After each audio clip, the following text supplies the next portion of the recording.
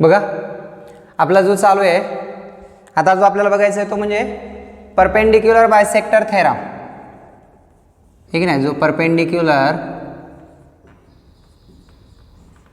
Bisector theorem.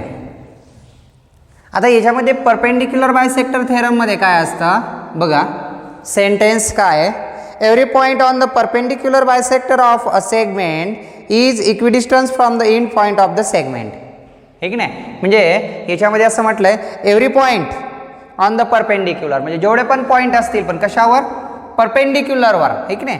मग ते सर्व पॉइंट काय असतात, every points on the perpendicular bisector of a segment is equidistance from the point of end point of the segment. सेगमेंटच्या end point पासून काय असतात ते इक्विडिस्टंट असतात म्हटलंय. बघा फॉर एक्झाम्पल जर बघायचं म्हटलं तर हा समजा सेगमेंट आहे,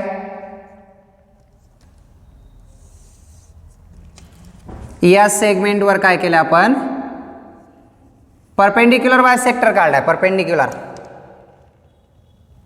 परपेंडिक्युलर बायसेक्टर हे काही असा, हे की नाही. हा जो परपेंडिक्युलर बायसेक्टर आहे याने इक्वल पार्ट तयार केले दोन, आणि या पॉइंट्सवर, या परपेंडिक्युलरवर जेवढे पण पॉइंट्स असतील हे सर्व पॉइंट्स काय असतात, equidistance from the end point of the segment. सेगमेंटच्या एंड पॉइंट पासून काय असतात ते इक्विडिस्टन्स असतात. ए आणि बी समजा एंड पॉइंट आहेत कोणाचे, ए बी सेगमेंटचे, आणि इथं समजा एखादा पॉइंट आहे, ऐक नाही, तर तो पॉइंट काय असतंय म्हणताय, इक्विडिस्टन्स असताय. समजा इकडचा एक ह्या पॉइंट जो आहे तो दोघांपासून इक्विडिस्टंट असतंय, हे प्रूव्ह करायचं आपल्याला, समजा दाखवायचं. ओके बघा, म्हणजे या ठिकाणी हा जो परपेंडिक्युलर दाखवलेला आहे, परपेंडिक्युलर बायसेक्ट, यावर असणारे जेवढे पण पॉइंट असतील, समजा त्याला आपण पी नाव देऊया. इथं परपेंडिक्युलर इकडं पण आहे म्हणजे इकडं पण असणार, इथं एम नाव देऊया. हा पी पॉइंट आहे, तो P point are equidistance from the end point of A and B. A B पासून तो काय असतो, इक्विडिस्टंट असतो, आहे की नाही, समान अंतरावर असतंय, हे प्रूव्ह करायचं आपल्याला. मग याला आपल्याला अगोदर गिवन मध्ये लिहिता येईल. काय लिहिता येईल गिवन मध्ये, बघा गिवन मध्ये लिहूया. काय दिले बघा गिवन मध्ये, line L is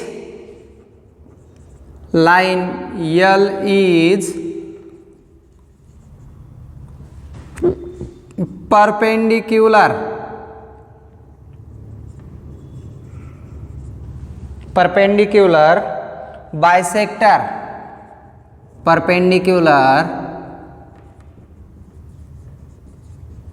bisector of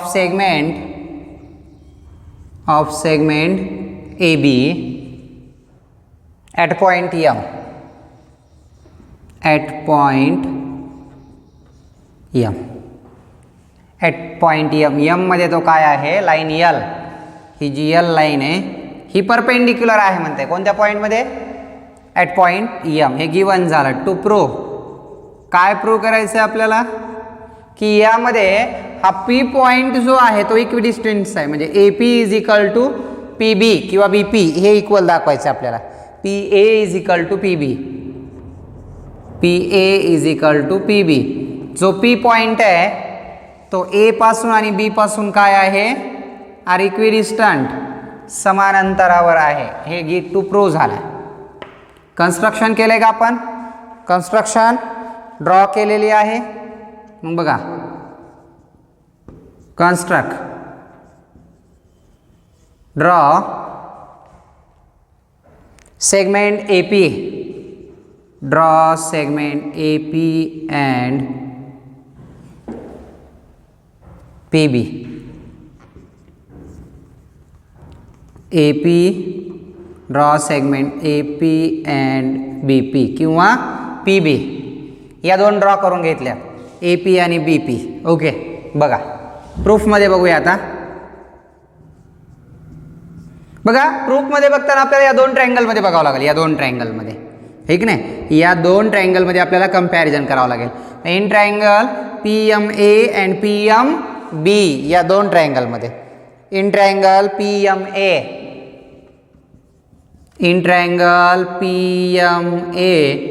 and triangle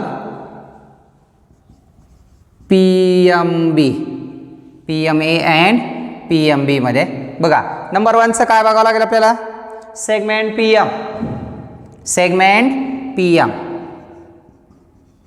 PM ला कॉन्ग्रंट सेगमेंट कोणते होईल बघा बरं, सेगमेंट PM, PM ला congruent segment PM, common side segment PM, reason काय लिहिणार,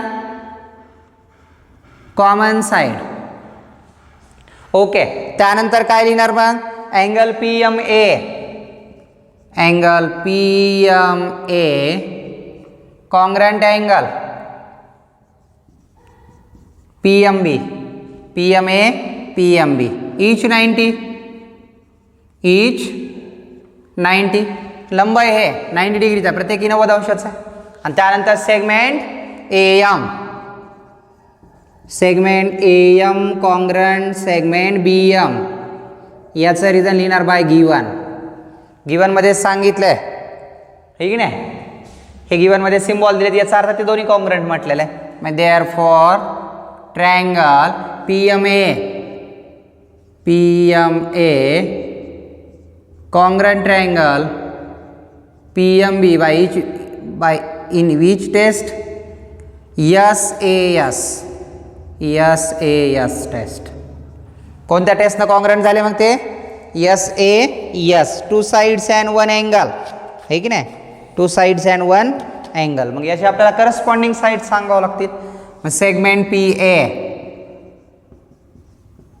कॉन्ग्रंट सेग PB, याचा रिझन लिहिणार CSCT, corresponding sides of congruents triangle. Therefore length PA congruent length PB, PA ला कॉन्ग्रंट काय आला मग PB. या स्वरूपामध्ये जो परपेंडिक्युलर बायसेक्टर थेरम होता, एक लक्षात ठेवा, परपेंडिक्युलर बायसेक्टर थेरम मध्ये एवढंच लक्षात ठेवावं लागेल तुम्हाला की याच्यामध्ये जो परपेंडिक्युलर केलेला असतो त्या परपेंडिक्युलरवर असणारे जेवढे पण पॉइंट असतील, there all points on the perpendicular is equidistance from the end point of the segment, सेगमेंटच्या एंड पॉइंट पासून तो काय असतो, इक्विडिस्टंट असतो, समान अंतरावर असतात जेवढे पण पॉइंट. आता पीच्या खाली जरी ते एखाद्या वेळेस आर म्हटलं तर आरचं पण PA पासून आणि PB पासून, आर पासून बीचं आणि एचं अंतर काय असणार, सेम असणार किंवा तेवढंच असणार डिस्टन्स. ओके,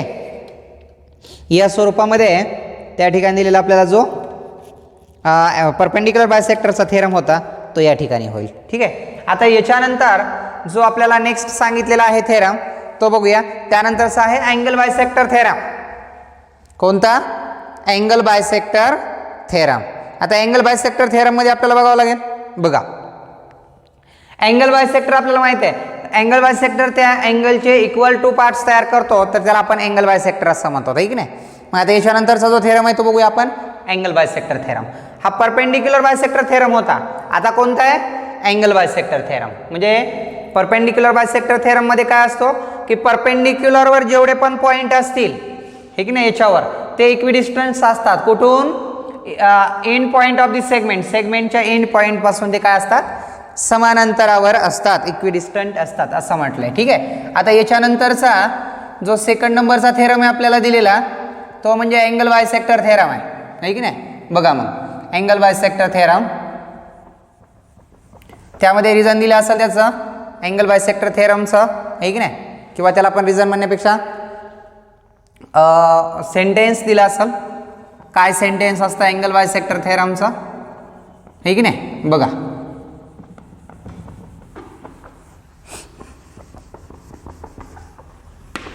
सोपा थेरम आहे, दोन ट्रायंगल मध्ये कंपॅरिझन करायची, साइड अँगल साइड SAS, या टेस्टनुसार ते काय होतंय, कॉन्ग्रंट होतात, आहे की नाही.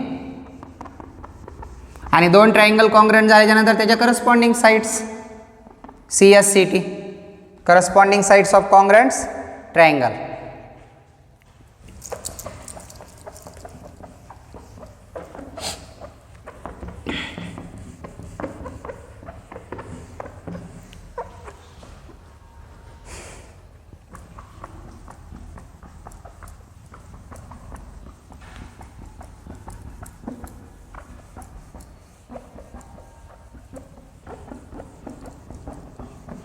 चला बघा, नेक्स्ट क्वेश्चन आहे अँगल बायसेक्टर थेरम किंवा theorem of angle bisector.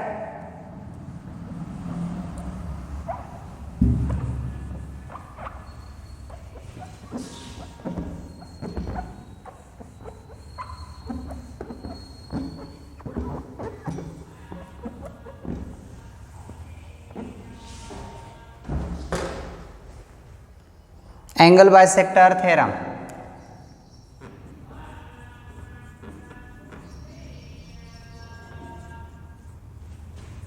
Angle bisector theorem.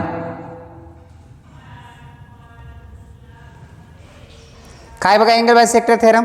Every point on the bisector of an angle is equidistance from the side of angle. मगाचं जसं आपल्याला काय होतं की परपेंडिक्युलर बायसेक्टर असणारे every point are equidistance from the end point of the segment. Segment point पासून equidistance असायचे. आता काय म्हटलंय की every point on the bisector of angle, हे पण बायसेक्टरवर असणारेच पॉइंट आहे की नाही. आणि अँगल बायसेक्टरवर असणारे point. And angle is equidistance from the side of angle. आणि तिथे कोणापासून असणार आता, त्या अँगलच्या साइड पासून इक्विडिस्टन्स असणार. मगाचा काय होता, end point of the segment, सेगमेंटच्या एंड पॉइंट पासून होता. आता काय म्हणणार आहे ते साइड पासून असणार आहे. मग आपण एक अँगलची डायग्राम काढू आणि त्याचा बायसेक्टर दाखवूया. एक अँगल काढला आपण, त्या अँगलचा जो बायसेक्टर असणार आहे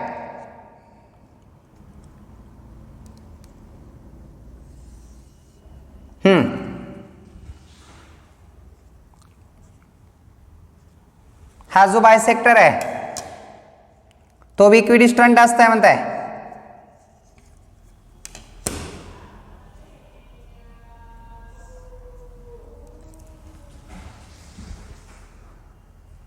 इथं परपेंडिक्युलर आहे, इथं पण परपेंडिक्युलर आहे. हा जो पॉइंट असेल इथला, हा पॉइंट या साइड पासून आणि या साइड पासून समान अंतरावर असतो का, तर हे दोन अँगल कॉन्ग्रुएंट असतात. कशामुळं, तो अँगल बायसेक्टर म्हटल्यावर, अँगल बायसेक्टर म्हणजे इक्वल टू पार्ट्स तयार होतात, ठीक नाही. फॉर एक्झाम्पल बघायचं म्हटलं तर याला ए पॉइंट दाखवू आपण, हा बी सी, इथं वाटलं तर पी क्यू आर म्हणा, क्यू नाव देऊ आपण इथं. हा जो रे होता आपला पी क्यू आर.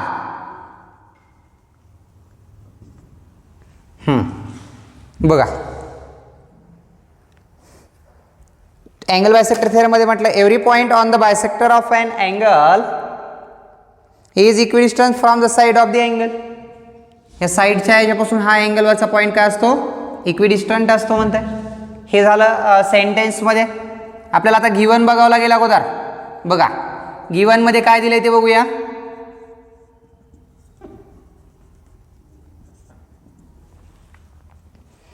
गिवन मध्ये आपल्याला असं म्हणावं लागेल की रे क्यू ए, हे की नाही, किंवा रे क्यू एस, सॉरी इथं नाव यस दिलंय त्यांनी, रे क्यू एस म्हणूया. Ray Q S, Q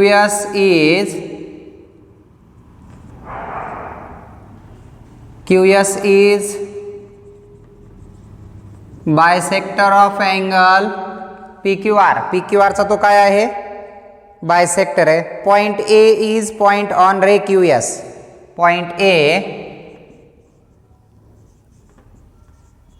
is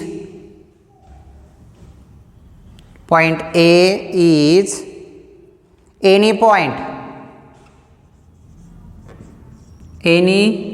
point on QS. QS वर ए हा एनी पॉइंट आहे म्हटलं. हे गिवन झाला. टू प्रूव्ह, काय प्रूव्ह करायचं आपल्याला की या ठिकाणी ए पॉइंट जो आहे तो side B P Q side आणि क्यू आर साइड पासून इक्विडिस्टन्स आहे. म्हणजे A B is equal to A C, हे प्रूव्ह करायचं आहे आपल्याला. A B is equal to A C आहे की नाही, A B is equal to A C. किंवा segment A B congruent, A C म्हणा कॉन्ग्रंट दाखवलं तर कॉन्ग्रंट. कन्स्ट्रक्शन केलंय, कन्स्ट्रक्ट केलंय आपण, काय केलंय ड्रॉ केलंय, draw A B and A C हे ड्रॉ केले आपण है की नाही.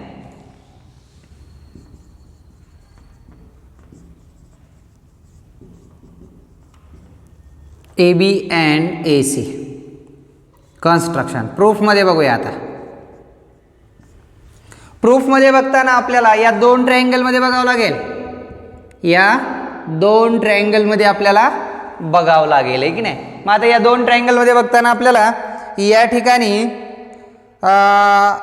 कोणत्या टेस्टनं कॉन्ग्रंट होत आहेत हे अगोदर बघावं लागेल आहे की नाही, आणि नंतर आपल्याला त्याचं प्रूफ लिहावं लागेल. आता एक मिनिट इकडे बघा. पहिल्यांदा काय म्हटलंय, Q S is a bisector. Q S is Q S is bisector of angle P Q R. त्याचा तो क्यू एस काय आहे, बायसेक्टर आहे. मग अँगल पी क्यू एस किंवा मग त्याला तुम्ही असंही म्हणू शकतात angle B Q A, angle B Q A congruent angle C Q A, C Q A. का बरं हे कॉन्ग्रंट आलेत, का तर क्यू एस हा बायसेक्टर आहे. बायसेक्टर म्हटलं की इथं समान दोन भाग होणार दोन अँगलचे की नाही, म्हणजे दोन्ही अँगल काय झाले कॉन्ग्रंट झाले. आता याच्यानंतरची जी सेगमेंट आहे, सेगमेंट ए क्यू किंवा Q A, segment Q A congruent सेग Q A, common side काय आहे ती कॉमन साइड आहे दोन्हीमध्ये आहे. आणि आता याच्यानंतर जी तिसरा अँगल असणार आहे angle Q B A, angle Q B A congruent angle Q C A, Q C ए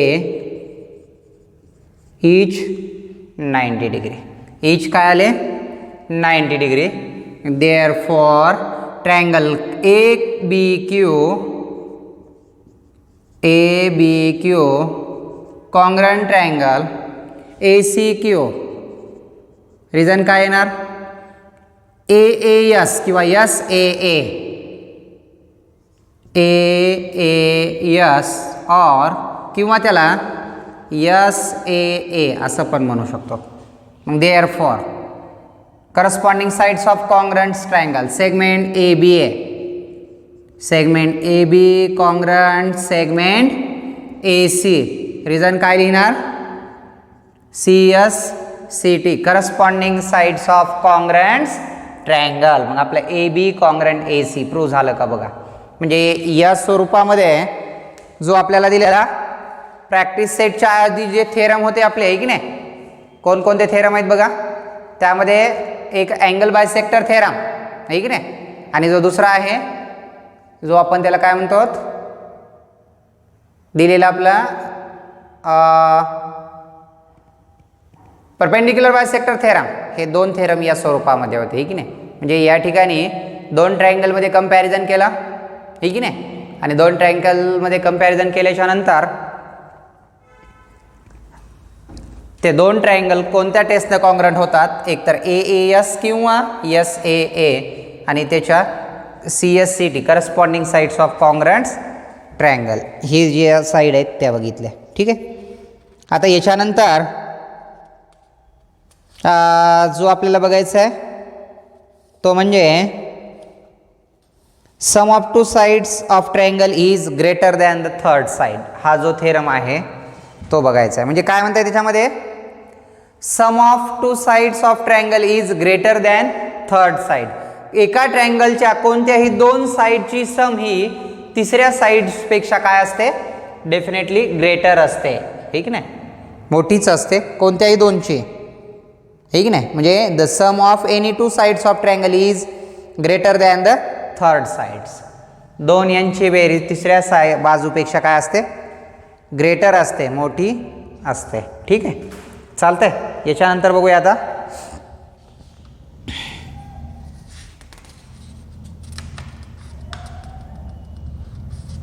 किंवा त्याच्या अगोदरचा एक आहे प्रॉपर्टी ऑफ इनक्वालिटीज, ऐक ना, inequalities of sides and angle of triangle. Inequalities आहे म्हणजे इक्वल असल्यावर इनइक्वेलिटीज समान असणाऱ्या याच्यामध्ये काय असतं की ग्रेटर अँगलची साईड पण ग्रेटर असते आणि स्मॉल अँगलची साईड ही स्मॉल असते, हे की नाही. हा एक जो पहिला आहे तो बघा काय म्हणलंय, if two sides of triangle are unequal, if two sides of triangle are unequal, then the angle opposite to greater side is greater than the opposite side to smaller side, ठीक नाही. म्हणजे आता याच्यानंतरचा जो थेरम बघायचा आहे तो आपल्याला ट्रायंगलवर आधारित असणारा, जो ट्रायंगलमध्ये काय म्हटलंय, टू साइड्स आर अनइक्वल, दोन साइड जर इक्वल नसतील एखाद्या ट्रायंगलच्या, आहे की नाही, तर त्यामध्ये if two sides of triangle are unequal, two side unequal पाहिजे त्याच्यामध्ये, म्हणजे त्याला टू साइड्स अनइक्वल म्हणजे याचा अर्थ तो स्केलन ट्रायंगलच होईल, म्हणजे ज्याच्या तिन्ही साइड्स काय असतात, अनइक्वल असतात म्हणते, की नाही, म्हणजे तिन्ही बी डिफरंट असतो. आणि ज्याच्या दोन साइड इक्वल असतात त्याला आयसोसेल्स ट्रायंगल, आणि ज्याच्या तीन साइड इक्वल असतात त्याला इक्विलॅटरल ट्रायंगल, आणि ज्याच्या एकही साइड इक्वल नसते त्याला स्केलन ट्रायंगल, आहे की नाही. साइडवरून ट्रायंगलचे टाइप्स पडतात ते 3 साइडवरून.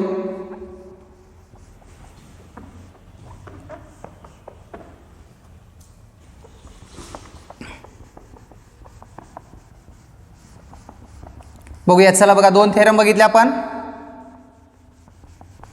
पहिला थेरम बघितला परपेंडिक्युलर बायसेक्टर थेरम, दुसरा थेरम बघितला अँगल बायसेक्टर थेरम, आणि आता जो आपल्याला बघायचा आहे तो properties of unequal sides of triangle. ज्या ट्रायंगलच्या 2 साइड्स काय असतात, अनइक्वल असतात. If 2 sides of triangle are unequal, then the angle opposite to greater side is greater. The angle opposite to greater side is greater. बघा, for example जर बघायचं म्हटलं, हा समजा ट्रायंगल ABC आहे, ओके. मग आता ABC मध्ये काय म्हटलं, if 2 sides of triangle are unequal, 2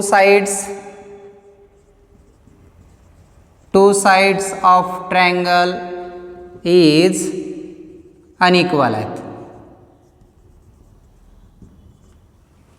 equal आहेत का, 2 साइड्स अनइक्वल आहेत, म्हणजे 3 साइड्स आर डिफरंट, वेगवेगळे आहेत, अनइक्वल म्हटल्याच्या नंतर. आता याच्यामध्ये आपल्याला काय करावं लागेल की ग्रेटर साइड कोणती आहे त्याच्यावरून अँगलचं पण कंपॅरिझन करता येतं आपल्याला. काय म्हटलंय बघा, the angle opposite to greater side is greater, angle opposite to greater side is greater. For example जर असं म्हणायचं म्हटलं असेल, साइड AB आहे, side AB is greater, AB side greater आहे कोणापेक्षा, साइड BC.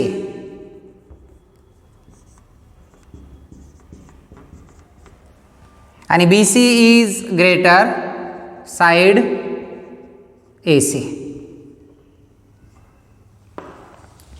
सगळ्यात मोठी साइड कोणती आहे, AB, त्यापेक्षा लहान BC आणि त्यापेक्षा लहान AC.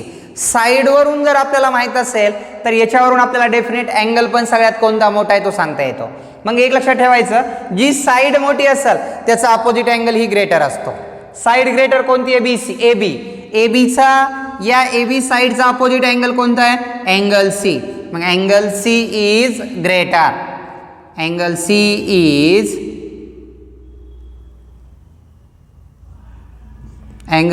इज याला सिम्बॉल दाखवतो, हे सिम्बॉल आहे असा, ग्रेटर देन अँगल. दुसरी साइड कोणती आहे, BC. BCचा अपोजिट अँगल कोणता आहे, अँगल A. म्हणजे याच्यामध्ये म्हणावं लागेल आपल्याला angle A is greater than angle B.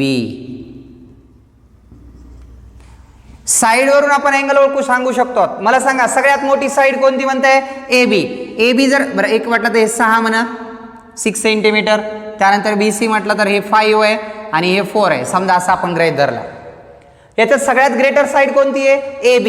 मग AB साइडचा अपोजिट अँगल कोणता आहे, C. म्हणजे सगळ्यात मोठा अँगल C असणार, सगळ्यात मोठा अँगल C आहे. इज ग्रेटर दॅन 2 नंबरची साईड कोणती आहे BC.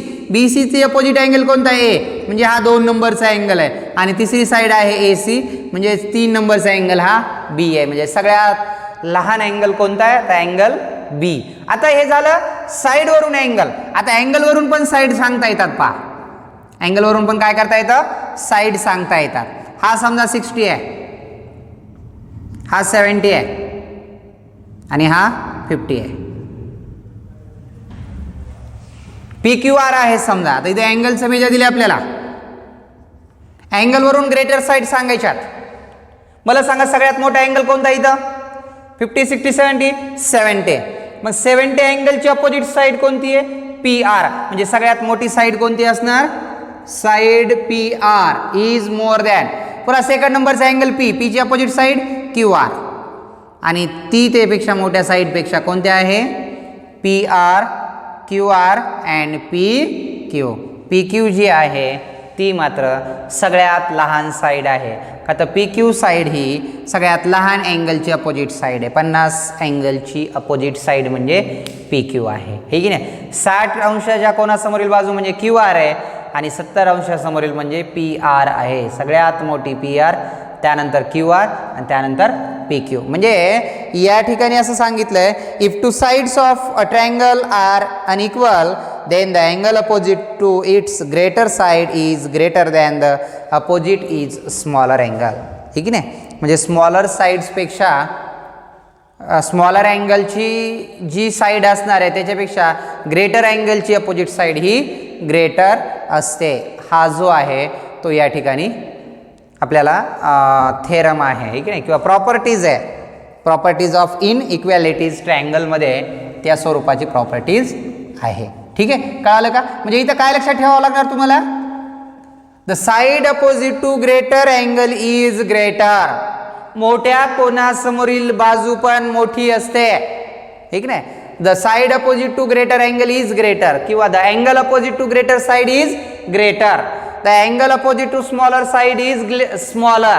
म्हणजे ग्रेटर अँगलची समोरील साईड काय असणार ग्रेटरच असणार. स्मॉलर समोरची साईड स्मॉलरच असणार आहे की नाही, लहानच असणार. म्हणजे हा जो आहे हा प्रॉपर्टीज आहे कशाचा अनइक्वल साईडचा जो ट्रायंगल असणार आहे की नाही त्याचा तो प्रॉपर्टीज आहे. त्या स्वरूपामध्ये तो तुम्हाला दिला जातोय, ठीक आहे. आता याच्यानंतरचा प्रॉपर्टीज बघूया आपण. The sum of any two sides of triangle is greater than the third side. कोणत्याही दोन बाजूंच्या लांबीची बेरीज ही तिसऱ्या बाजूपेक्षा मोठी येत असेल तरच तो ट्रायंगल असतो, अन्यथा नाही, तो ट्रायंगल होऊ शकत नाही. म्हणजे कोणताही ट्रायंगल असू द्या त्या ट्रायंगल मधल्या दोन साइडची सम ही राहिलेल्या तिसऱ्या बाजूपेक्षा मोठीच असेल. फॉर एक्झाम्पल बघा या दोघांची बेरीज करा बरं. 5 + 4 9 more than 6. 6 + 5 11 more than 4. 4 + 6 10 more than 5. म्हणजे कोणत्याही दोन बाजूंची बेरीज ही उरलेल्या बाजूपेक्षा जास्तच असते, ठीक आहे. हे थेरम कळाला. याचा थेरम काय होता the side opposite to greater angle is greater. मोठ्या कोणासमोरील बाजू पण मोठीच असते किंवा मोठ्या बाजू समोरील कोण हा मोठाच असतो आणि लहान बाजू समोरील कोण हा लहान असतो. हा जो होता तो थेरम आहे की नाही. आता याच्यानंतरचा जो आपल्याला दिलेला आहे बघा.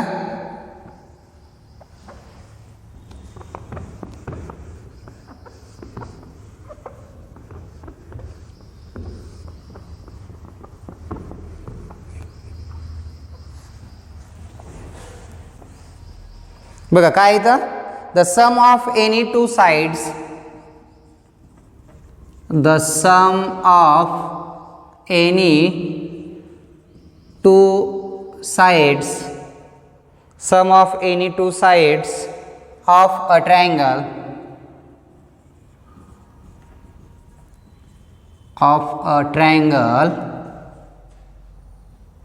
is greater than